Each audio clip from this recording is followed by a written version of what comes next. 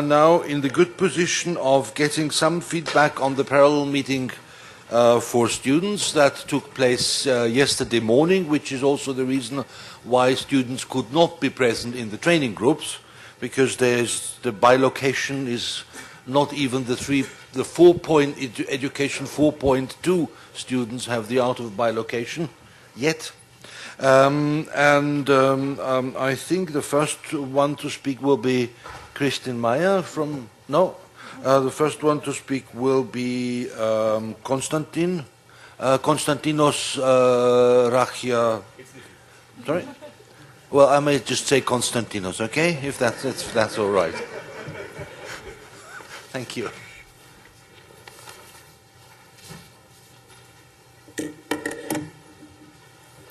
So, good morning. My name is Konstantinos Rachiotis. I am a student Bologna expert from Greece.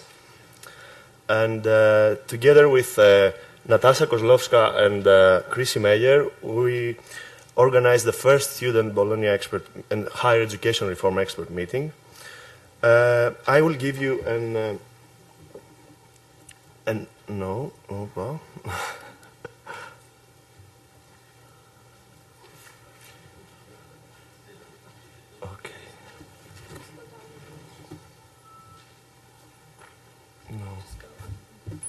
This one? Yeah, this one. Yeah. Okay, sorry. I will give you an overview of the student meeting that and then Natasha and Chrissy will continue with what we discovered during our meeting and the discussions, the outcomes, and our next step as a student Bologna expert team. You have probably noticed that for the first time there were so many students attending a UNICA seminar. Our meeting was on Monday and Tuesday, and 23 students were representing 20 different countries.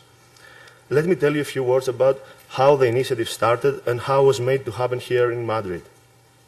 Last November, together with the other Greek student expert and the Greek National Agency, we started gathering information from other national agencies about their student experts.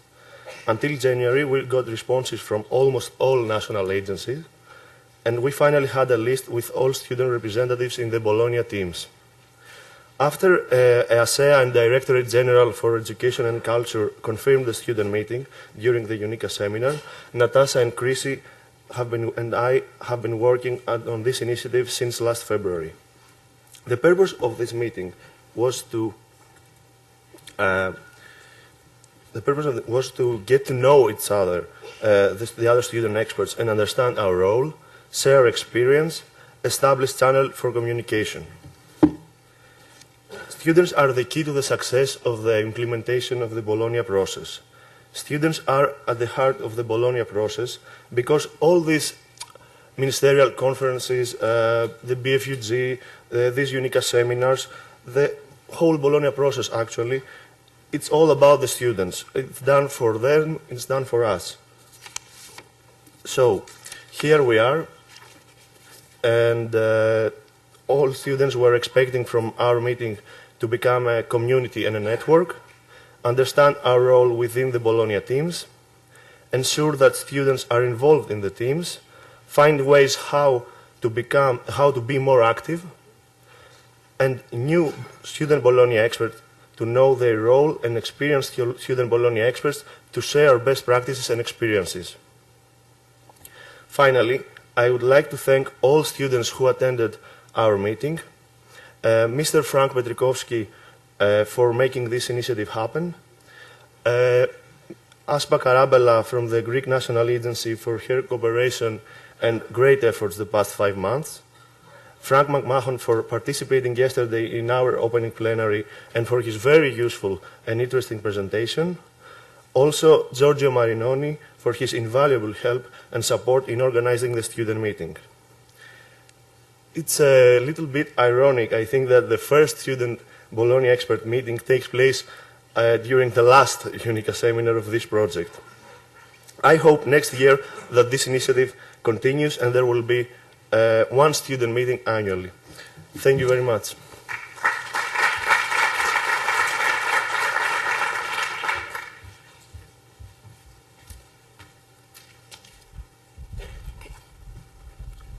name is Natasha, and as Konstantinos mentioned, I'll be presenting the outcomes and the discoveries of our seminar. So I must say this was a very interesting seminar, and the outcomes we came up with were hopefully will help us present and plan the next steps and make everything happen. So the main outcomes we have started with was the increased understanding of different national contexts which the Student Bologna experts are working in. We have discovered that not all the students are in the same situations. Not all Student Bologna experts are working for student unions. And obviously, to make it even more complicated, not each country has only one student union, but they can have 2, 3, or even 4, as it appeared. Therefore, that directly influences the Student Bologna experts' role and what we do on a daily basis within national teams. So not only on the local level, but also on the national level. It was a very good experience to share what we have been going through. Some Student Bologna experts have been in the role for the last 2, 3 years. Some of the Bologna experts has just started in the last week. So there's a great opportunity for us to exchange our views and what we do and our experiences, and not only say what we are doing, but also how we are doing those things. We decided that since it is a new initiative, and this is the first Student Bologna experts meeting, we should work on improving our communication, and we have decided to establish, at the moment, informal communication channel, which is Facebook. And then we'll be working also on the virtual community once we have all students experts on the list and we ensure that everyone is getting the same provided with the same information. We also identified the need to build a team of student experts, and as we would like to see the students working together on a larger scale on the cross-border initiatives, something that we can identify and say that we can work together. And based on that, in the building of the team, we would like to get some structure, but we'll be looking and exploring the opportunities how to do it in the future. This also links to the next outcome, which is to guarantee the continuity of student presence within national teams, but also to guarantee the continuity of student cooperation, not on the cross-border level, so international, national, and try to engage and build up a bigger presence and increase the role of Student Bologna experts in the teams. And finally, we also have discussed the role of ESU representatives and the Student Bologna experts on the international level. We have distinguished that often it happens that the Students Bologna experts are also holding the role of the ESU representatives. But the difference is that as they are coming there as the student representatives of the student union, directly elected, they cannot act as the Bologna experts, which is a bit different role, and they're coming from with the different capacity. We have identified that there is the implementation level, where student Bologna experts are needed, and there's also the policy level, when the European Student Union representation will be continuing their job on this. We would like to increase the cooperation between the implementation and the policy level by finding the links how Student Bologna expert team could cooperate with the ESU in the future. We also find some discoveries, we would say. We call them the discoveries because these things were unknown before the seminar took place. So the first one is that there is a striking difference of Student Bologna expert roles across national teams. Some of us are working on trainings, some are working on mobility campaigns, some of us are working closely with the student unions, some of us are working with academics. So because of the different environment, obviously our roles differ. So we'd like to try to look into identifying and finding the framework of how the Student Bologna experts' roles can be described. There's also the variation and structures in working practices. So because of the national teams, as the national teams differs, there sometimes are the stakeholders involved, sometimes there are only academics, and also the students are a minority, or there sometimes is no students in the teams. We would like to ensure also that those students will be perceived and will be used and needed in the national teams. But in order to do that, we would require a consistent training for student Bologna experts, which we are all lacking. When we came to roles, we often have not been trained. We often been joining the national teams of experts who have great understanding and the knowledge of the Bologna process. But the students are coming up with different perspective. There is nothing that is provided to us on the student level in terms of understanding what the other students do, how to work it out, how to deal with things. And even the fact that we don't know who we are across the team and who we should contact in terms of, I would like to have experience to check how it works in Greece. I now know that I can contact Konstantinos, or I can contact Omar in Turkey. So it is a good, we need this data, we need some sort of tools that will enable us to work together and better. And also, finally, it is just a point just to add up that all students have said that all national teams are often working on the label. So it's often all about the labels, and we don't have the direct impact on the labels. At the moment, we are not academics, we are not working in administration, and therefore we were hoping that our initiative will allow us to find something different that students could work on. Okay, thank you.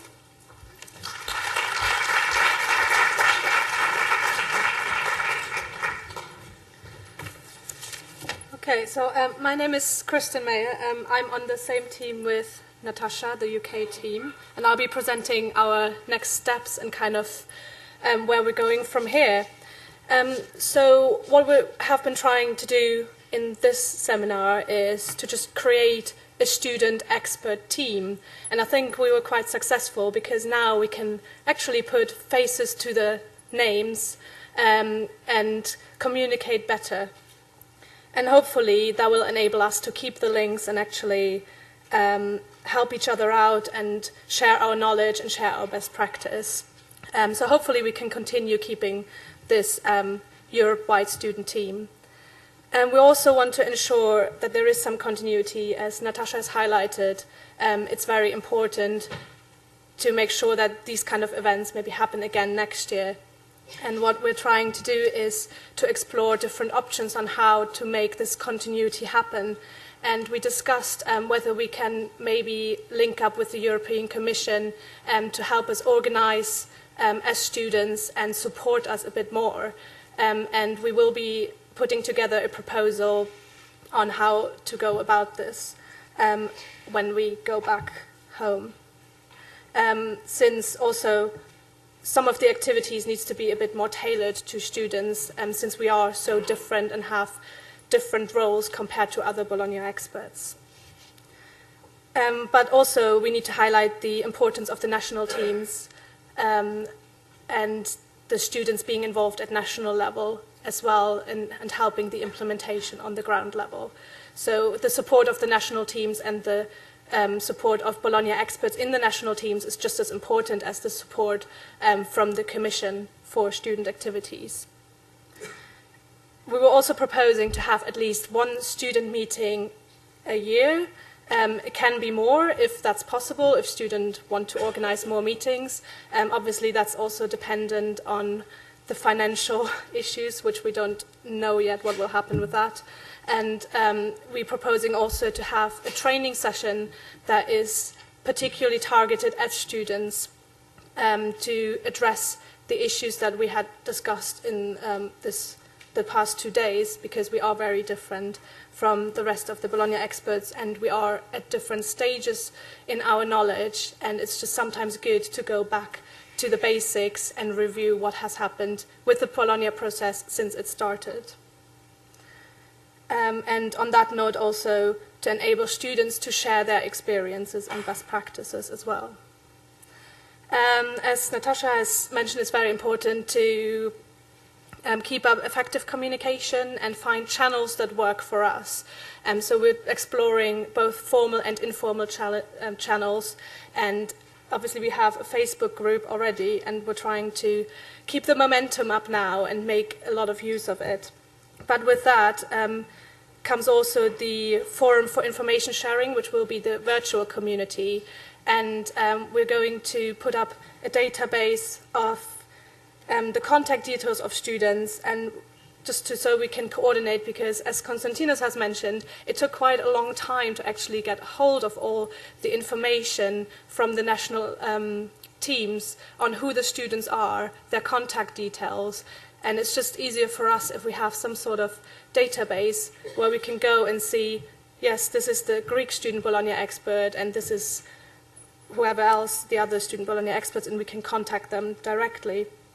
And we're also planning to create a database of materials that student Bologna experts can use in terms of what the Bologna process is, so explanations and presentations of training sessions that Bologna experts might be giving, and so we can share our experiences and actually look at what other students are working on, and then if we would like to work on the same thing, we have an immediate contact, and we can then go from there and actually build up working groups and organize ourselves better.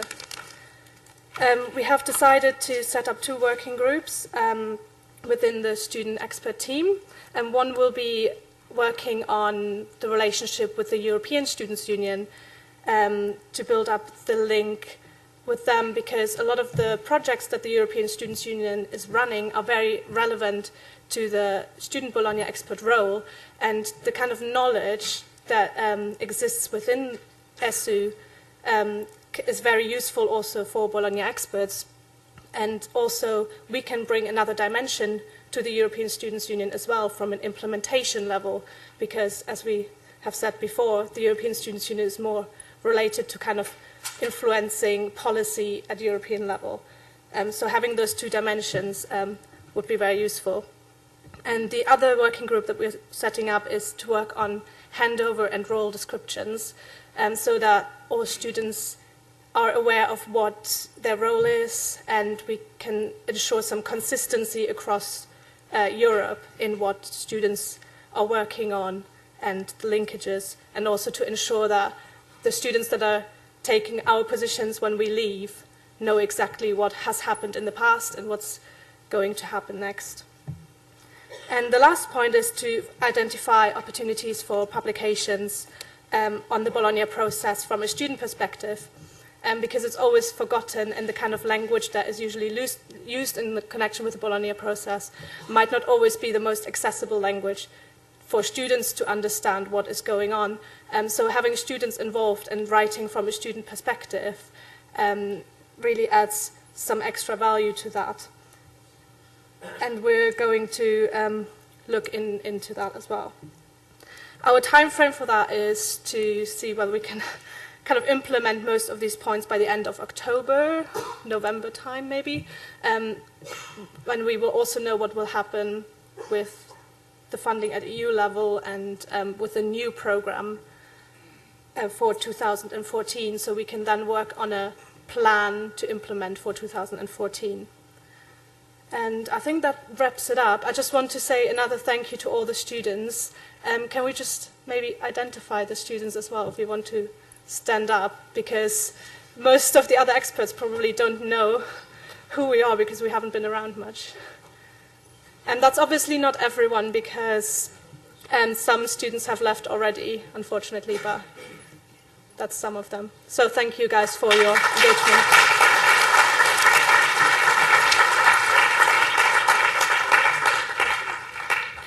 Thank you very much, and a great thank you to all the students who have participated in this initiative. I think it's tremendously important, given the fact that, as you said, students are at the heart of the Bologna process and of the modernization agenda, and I'm sure that you will be successful in what you plan. You will see what you will be able to do by October or November this year, but this is the beginning rather than the end. So you will continue working. Right now, is there the one or the other question to our students here? If that is not the case, I thank you very much also for your wonderful presentation. I have two registrations for your time slot. One from our colleague from Turkey, Mr. Ulger. Will you just come out and make your statement? And John Rayleigh will be the second one.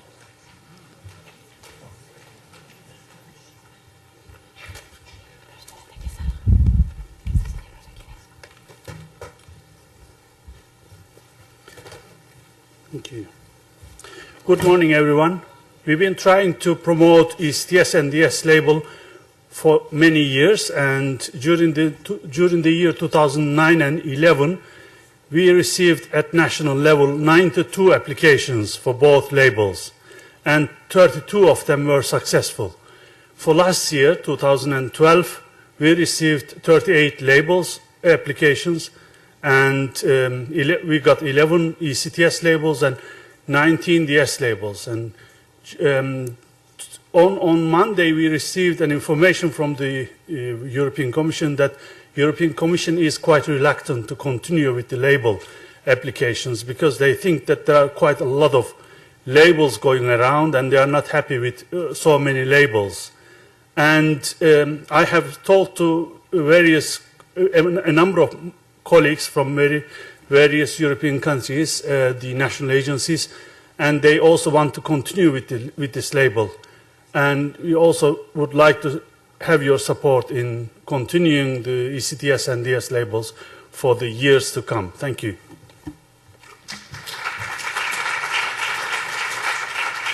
Okay, thank you very much also for making a brief statement.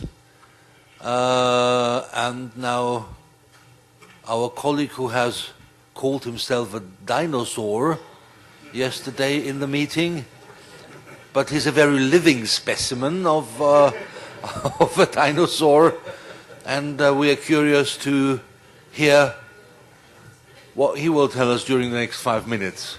John, please. They had to drill down 630 meters to find the microbes which make me up. Well, I can't continue that analogy. But what I wanted to make one very quick point, you'll be surprised. The tuning project has gone global, and we find it now virtually everywhere in the world, and I've just finished working in Africa, and Tim is doing work in Central Asia. What I would like to plead for is a new tuning project for Europe, because I think there is a real need to develop the work from the early tuning educational structures in Europe.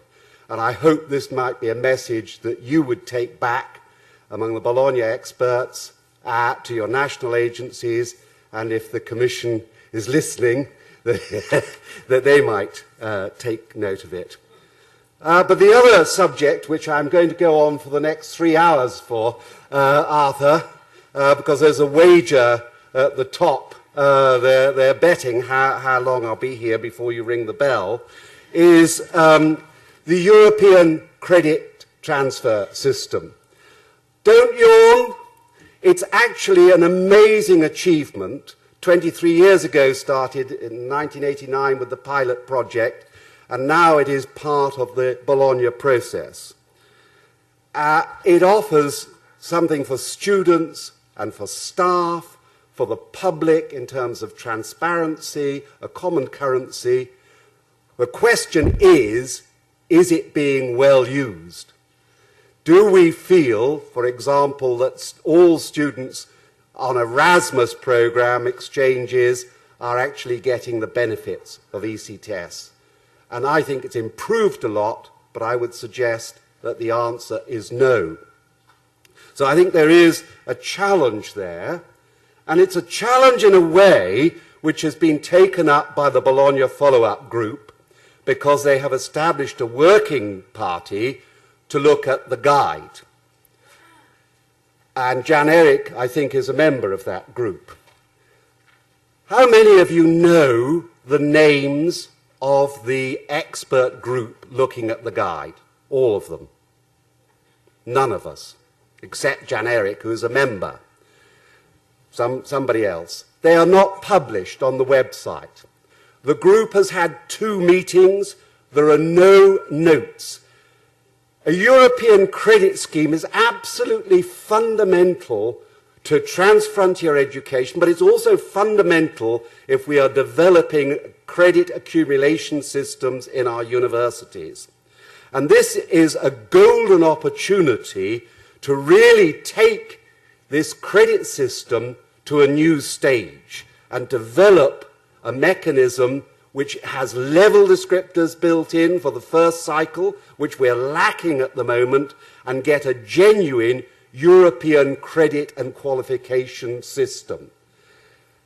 I am fearful that unless there's pressure from the sector, and you represent the sector, this won't happen. Are French academics being consulted about it? Are they? They are, because in the UK there's no consultation going on. I don't have any evidence of consultation taking place. If you really want a European credit qualification system which people accept and use, you have to have buy-in, and that means consultation. So I think this is a moment of opportunity. It won't happen again for another 20 years that there's a chance to really do something to make the European credit scheme the envy of the world for transparency, for flexibility, for quality.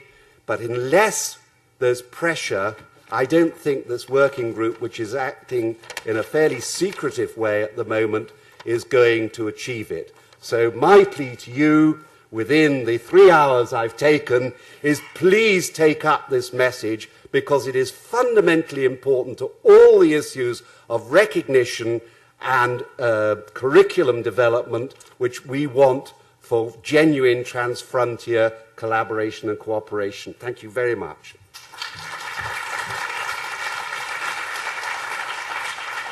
Thank you. Thank you very much, John, also for being so fair to the chairman. Well, your time slot has been used up, if I may say so. It was shorter than we expected, but that's all right, because we are not here to fill the time, but we're here to use the time most efficiently. So we will zoom in into the closing plenary, and Frank Petrikovsky will have a few words, and then I also want to say a couple of things. Okay, Frank, please.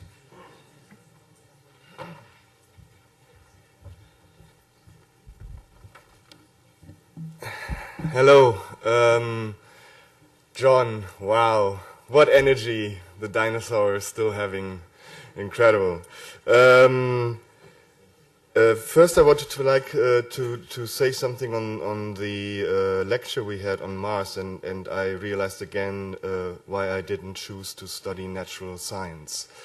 I wonder how many of you studied natural science. Can somebody raise a hand? Who studied natural science? It's a minority. I thought so.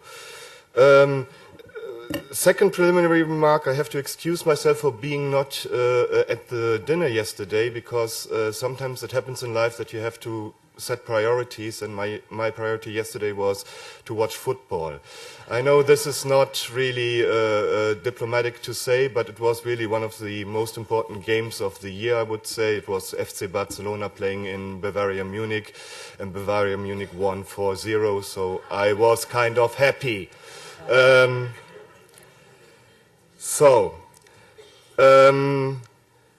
Before I start the cascade of thanks, one content remark.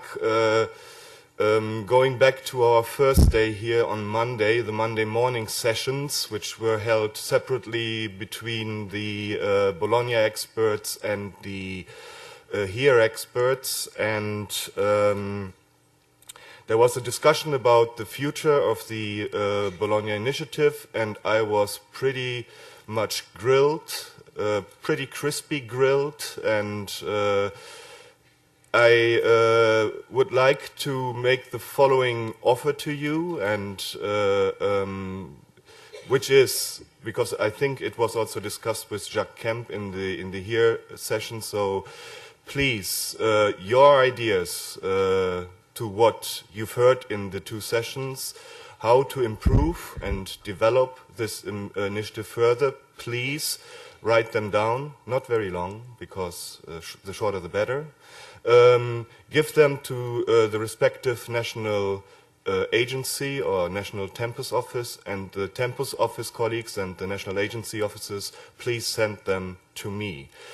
I do not give a deadline because I hate deadlines, because the European Commission only works with deadlines, which are usually the day before. But if it can happen as soon as possible, it would be very, very good for me, because then we can really take it up and I can discuss it with the colleagues in my unit and in the directorate, so that we can try to accommodate all the things you are wishing for. And I believe we can make most demands, put them into practice. Maybe some we won't be able to put in practice, but I cannot promise anything now, because I'm not the only one to decide on that. Actually, I'm not the one that decides on that. So, but I will do my very best to help to develop this initiative and improve this initiative, which I really think is very important. Is that fine with you? Some nods, so thank you. Some remarks here to the campus. I was first critical about organizing a conference like 20 kilometers or whatever, 10 kilometers away from Madrid, but I think it was very useful to be secluded, not being able to go to a shop. There's only one mini shop in the Plaza Mayor, so not very attractive, and I think that kept the kind of conference really together, and I think that was really good. I want to give a special thank you to our colleagues from the University Autónoma de Madrid, who helped us to organize this conference. And if these people could stand up, if they are in the room, if there are some in the room, or at least we can thank them. Thank you very much.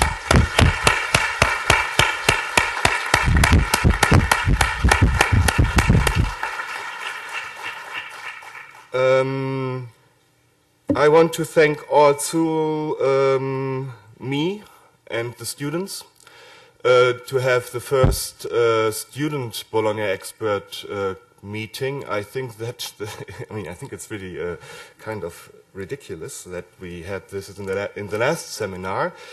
But it shows that things are always able to improve and that there's a learning curve. And I think I can promise this already now, because in what way ever the initiative will go on, and I think that we should have a special focus on this connecting the students internationally, across border, to help for better understanding, better training, but also for better implementation of the Bologna tools. Who else do I need to thank? Of course, I need to thank UNICA and Education Services Brussels for putting up all these different seminars we had in the last years.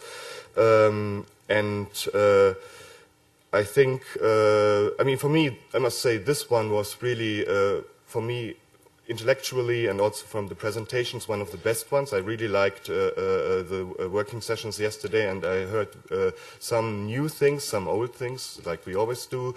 But for instance, the Ghent University was new to me. I didn't know that, although I live in Belgium.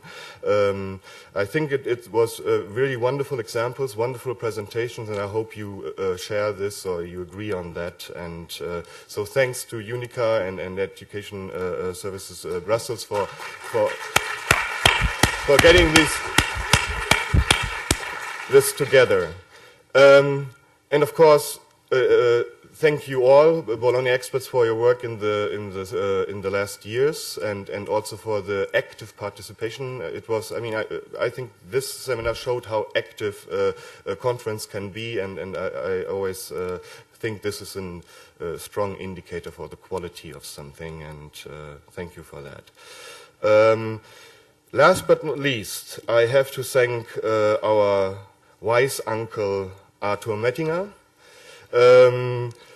Arthur, who has been moderator for the Bologna seminars in the last years, and with his very smooth Austrian kind of way, trying to accommodate all different whatever feelings, emotions, and speakers and subjects. I think you did a really, really great job, and I would like to thank you for that. Personally.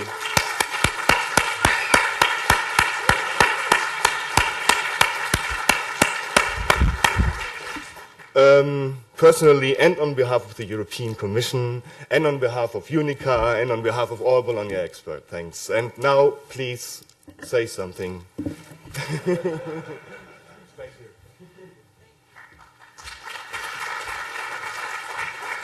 Thank you very much, Frank. I hope this is not, what I'm going to say is not going to be famous last words. It's just a farewell for the time being, I would say. For the past few years, and in fact it's been since, I'm just trying to get my slide, since 2008, UNICA and BES, together with, of course, the European Commission and also all the colleagues from the Tempus office, we have been running these training seminars. Is there anybody here who was at the first training seminar in Vienna in 2008? Oh yes, indeed. Well, when we started out in 2008 in Vienna, in fact, it was a big challenge because we did not really know which kind of format to choose and how to find a proper way of training, as it was then, the Bologna experts. I have brought with me one of the slides that I presented at the first meeting in Vienna. It was called BETS then, which was Bologna Experts Training Seminar on lifelong learning. So that was, you see, that was a couple of years ago. And I looked, in fact, through what we at that time thought to be the major tasks and the major profiles of Bologna experts. And if you go through that, you will see that the role of the experts, and I'm now not talking about Bologna experts, but we are talking about what I would call European higher education reform experts. They always have had to mediate between different worlds, between the world of the European level, which means grasping, understanding, knowing, having good knowledge of everything that happens at that level, be it at the Commission, be it with the Bologna follow-up group, and so on. Then, of course, there is the national level with ministries, with national Bologna follow-up groups, with all sorts of rectors' conferences, stakeholder conferences. So there is the translation from the European to the national level with particular framework conditions. And, of course, and I would say most importantly, there is the institutional level, the level of the higher education institutions with the various groups inside the institutions, and the big challenge for the experts is, in fact, to be able to mediate between these three levels, and this is what I would say the key role is translating modernization concepts. I'm not talking about Bologna concepts alone, because that, I think, that is not the focus any longer, but translating these concepts into the national circumstances, advising at the national and especially at the institutional level. And that needs the ability to, in fact, speak different languages. The language at the European level is different from the language at the institutional level. The level and the faculty of law is different from the language of the faculty of humanities or of, I don't know, the faculty of natural sciences. And this translating ability, this ability to speak and to come to terms with these different languages, in fact, is one of the key competencies that I think all of our higher education or modernization agenda, or whatever you call it, experts have. And in the course, I think it's been one of the major and very, very important steps to fuse the training seminars for the so-called Bologna experts with the training seminars of the higher education reform experts. And this is why this community is a modernization community for higher education in Europe, I would say. And this can be done only with the high level of knowledge and expertise that you have. So you see that basically what we mapped out in 2008 is still valid today. Of course, focus has changed, but I think the basics have remained. And I feel extremely privileged that I have had the chance of chairing all meetings but one. I got to know so many of you. I think we exchanged lots of ideas. We learned so much from each other over the past few years. A high level of expertise has been built up inside this community, and I would appeal to all the people responsible to make use of this body of knowledge, of this body of experts, and find a way of how we will be able to move on. It's a really good community. I would suggest, and I do hope that in the kind of gap that we are going to have, which is natural since the programs are going to change, formats are going to change, that make as much use as possible of the virtual community. Let's not lose the good communication that we have been building up over the years, and I'm sure we will find a new way. We will find a new way of collaborating in the future. So my personal thanks to all of you who have been so actively contributing to this major tasks that we are performing, and I'm sure this is not the last farewell, but just a kind of interim farewell until we meet again and continue our work. So thank you very much. If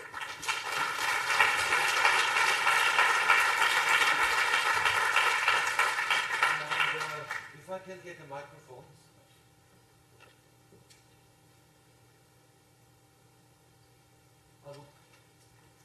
Wait. Yeah. I would just like to continue to thank our local hosts.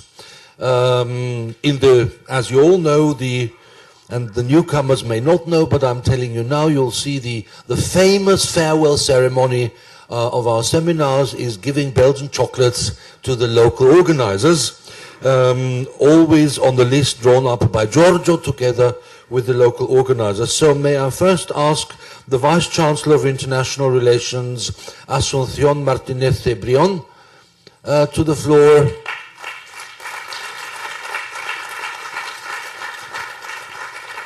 Thank you very much for all you have done to make this seminar a success.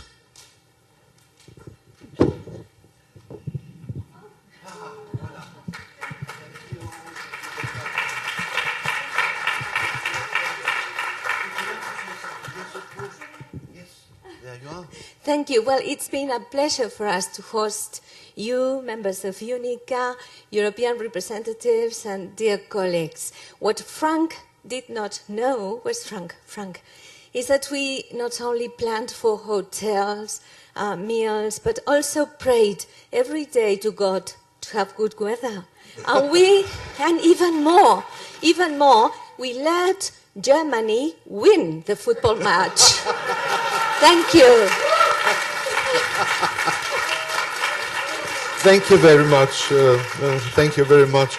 Then I would like to ask two ladies, Matilde Delgado, the Director of the International Relations and Mobility Office, and Patricia Pedraz, the Coordinator for Exchange Student Programs.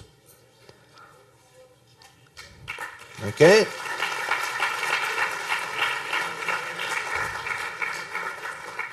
So we're just going to get Patricia, who is working outside, as usual.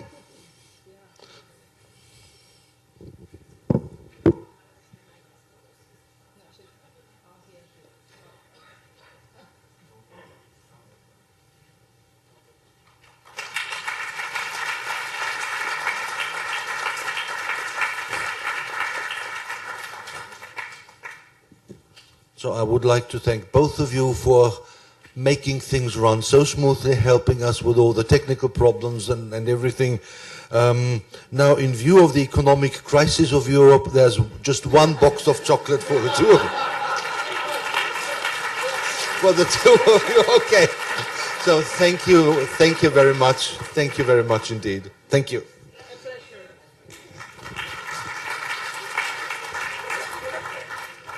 and no successful conference without student helpers and coordinators, so may I also ask all the student helpers and also our technicians, Pablo and Julian, who helped us. Can you just come down? We have a small present for you as well.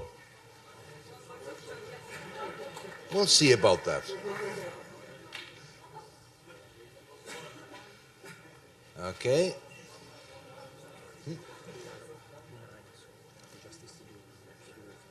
Okay. Okay. Okay. So where are the students? Los estudiantes, por favor. Yeah. Wait a second. Come on. So, this is for you. Thank you very much.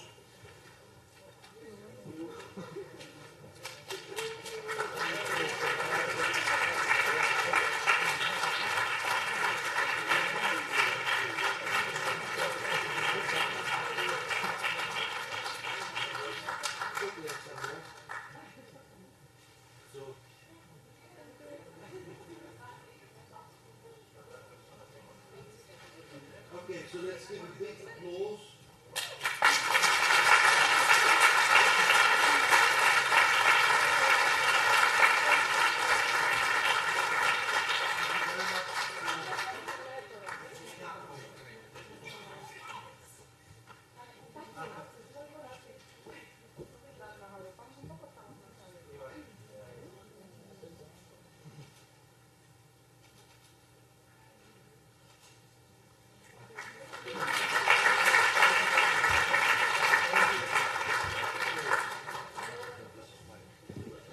Okay, and this is the end of the conference. Thank you.